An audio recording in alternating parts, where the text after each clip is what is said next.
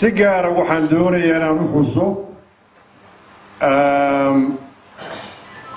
niman yidhi musharaxiin baanu ahayn intii aagan aanan soo gelin oo muujiyey inay anaa gacan saarna la lahayn waxrana dhex marin soo dhoweeyaan imaatinkayga puntland gaar ahaan dhallinyarada hablaha iyo hooyooyinka muujiyey dadaal gaara waxaan leeyahay dhammaan waa mahadsantihiin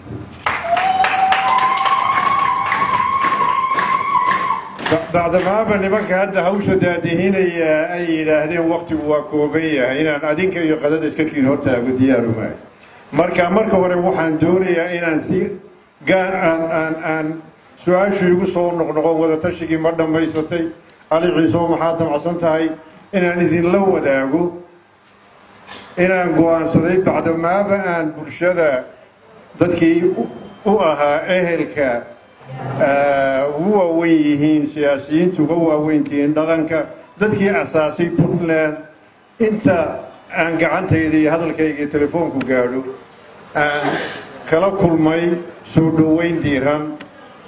inaan idhaahdo waxaan diyaar u ahay inaan musharax ahay madaxweynaha isu taagayo ilaahayna ka codsanayo ka baryayo inuu igu taageero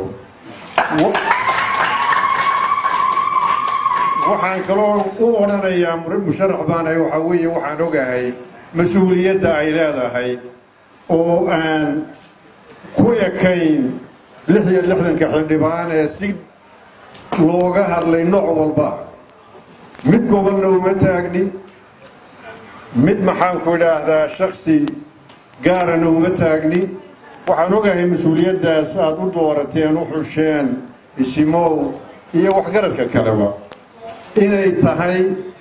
xil saaran ay isku dayayaan loo igmaday in dadaal ay u galaan qofka isleeyihin hogaankaasu ku habboon yahay bacdamaa baan idhi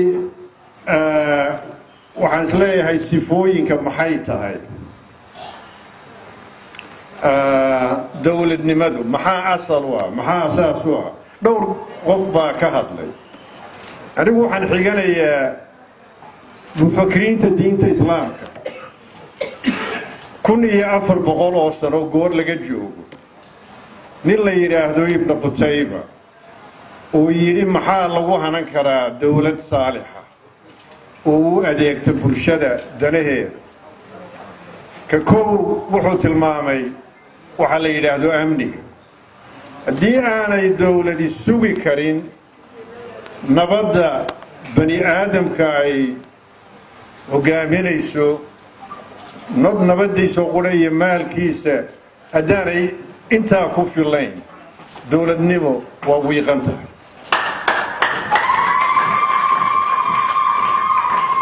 waxa uu ku labeeyey lama heli karo ciidan ku filan nabadda inuu sugo haddii aan dhaqaalaha dalkaasu aanu ku filayn lana kobcin waxa uu saddexeeyey inaan dhaqaalahaasu korayna haddii aan asaaska dhaqaale loo hirgelin si toosa waxa uu ku dhammaystiray wuxuu yidhi qodobka afraad waxaa weeye dhaqaalo fiican lama helayo haddii aan sinaan iyo cadaalad lagu maamulahayn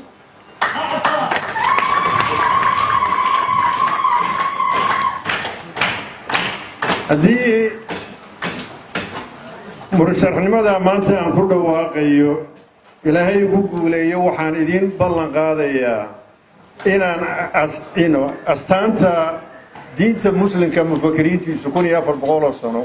iyo ka bacdiba lagu dhaqmayey inay ii noqoto himilo ii noqoto oo aan waxaan hadda ku badnayn deegaamada Soomaaliya afka lagaga hadlo luqada Soomaaliga waa jiraan qaar dariiqa ku taagan qaar ka liicay waxaa weeye inaan wixii midaynaya ummadda reer puntland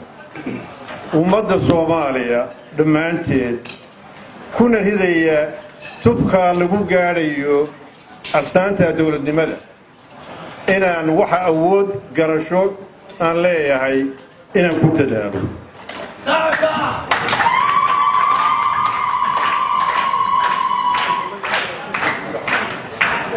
waxaan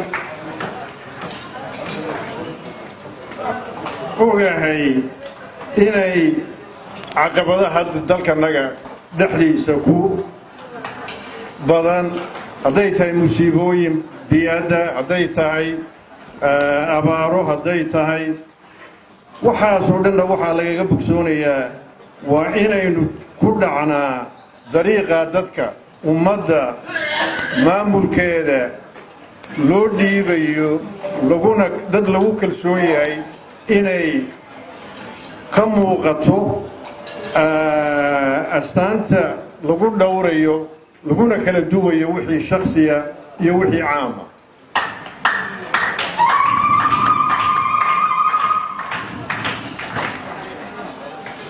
waxa aan si gaara u xusaya laba qodob ama saddex qodob oo aan faahfaahin doono wakhtiga munaasibka kow waxaa weeye dadka soomaaliya deegaanka soomaaliya ku nooli waxay go'aansadeen bacda dhibaatooyin iyo kala guur iyo jabkii ka dhacay 25 sano iyo ka hor inay ku noolaadaan nidaam la yidhaahdo awood qaybsi federalism inay ku noolaadaan oo la kala guro waxa dowladda dhexe ay gacanta ku hayso iyo waxa xubnaha ka mida ay u leeyihiin dastuuriyan xuquuqda ay leeyihiin waxaad hadda intii dhowaan xoogaha isku daadashaa is-afgarasho waaya inay ka dhacday nidaamkaas sidii loo kobcin lahaa loo hirgelin lahaa loogana midho dhalin lahaa haddaad ila qaadataan aan ku rajo weyn aad ila qaadanaysaan inay tahay qodobka qura ee soomaali isku haynaya waxaan la yidhaahdaa nidaamka kan awood wadaaggu inay dad waxna wadaagi karaan waxna kala yeelan karaan waxaa u ahaa nidaamka in qaadashadiisa dastuurka lagu asli lahaa waa dadkii puntland isugu tegey oo u noqday aabba iyo hooyaba federalismka soomaaliya waxaa markaa inagu qasban sidii loogu gaadhi lahaa go'aamo masiiriya oo la isugu tegayo lagagana midho dhalinayo waxa la wada yeelanayo iyo waxa la kala yeelanayo dowladda dhexe xuquuqda awoodda dhaqaalaha ay maamulayso iyo inta ay maamulayaan xubnaha federaalka waxaa kaloo oo ku ladhan taniga aan u leeyahay waa biyo kama dhibcaan waxaa weeye inay dadku meelay joogaanba hadday tahay gobolka hadday tahay degmada hadday tahay tuulada inay arrimahooda ka masiirigaa iyagu gacanta ku qabtaan maamulkooda hadday tahay doorashooyinkooda hadday tahay talooyinkooda hadday tahay tacaddiga hadda ku socda gobollada puntland qaarkood waxa uu ka hor imanayaa xuquuqda rabbaaniga ah ee dadku inay madax bannaani ku go'aansadaan waxa iyaga danaynaya gobolna uma taal qof gaarna uma taal xuquuqda bani aadamkaa sidii loo soo celin lahaanay qof soomaaliya uga maqnaadeen ayaa himilooyinkayga ka mid ah waxa aan kaloo doonayaa inaan iskortaago anaan hadda waqti badan ku qaadan dhibaatooyinka ugu badan ee geeska afrika lagu sheegay dhaqaalaha waxay ka muuqataa dhibaatada haysata dhallinyarta ma aha dhallinyarta waa mid tacliin la'aan waa mid shaqo la'aan waa mid hadda astaanba u noqotay geeska africa oo tahriib iyo waxayna noqon waxay u muuqataa haddii aan arrimaha wax degdega laga qaban shaqo abuur ku jiro haddii aanaan giddigeenu guntan africa oo dhanna inay saamaynayso dowlad kastoo ka aslana inay saamaynayso waxaa markaa muhiim ah dadka xuquuqdiisa ama barbaarintiisa loo baahan yahay hadday haweenka tahay hadday dhallinyarada tahay in fiiro gaara oo dheer loo yeesho dhibaatooyinka aan kaga baxayaa waxaa weeye dhowr qof oo hadda maanta madashan ka hadlay waxay yidhaahdeen waa 20 sano ay qaadatay inuu la gaadho hal qof hal cod in la gaadho nidaamka caynkaasa waxa aan dhammaan ka dheragsannahay baahida loo qabo maxaa jira waa maamul wanaagga ayuu dhidibkiisa koowaad yahay sidaa darteed wax programma oo hadda aan leeyahay dariiqana loo maraya maahine waxaa weeye arrimaha masiiriga ee looga baahan yahay qof kasta oo hanta maxaan idhaahdaa hoggaanka puntland waxaan dhammaan kaga baxayaa mahadnaq ballaadhan oo buuxa aan idin leeyahay labadaa kelmadood ee hadda meesha ku qoran midnimo iyo maamul wanaag waxa aan uga dhiganaynaa wax lagu hirto waxaan ogahay intaan adduunka ka shaqaynaya 30 ilaa 40 waddan baan ka soo shaqeeyey kuwa geeska africa kuwa southern africa kuwa aasiya dalalka carabta waxa ugu aan laga maarmaan ahayn oo biyo ka dhimaan ahay waxaa weeye haddii aan la helin waxa cabdirasaaq xaaji xuseen khayr allah siiyo allah u naxariiste uu ugu yeedhi jiray karti iyo hufnaan lagu maamulo dhaqaale waxaan ballan qaadayaa sidii isimadii hadda ka hadlay halka ay ku dareen inaanan dan shaksiya ugu socon noocay tahay toonna musharaxnimada haddaan ku dhawaaqayo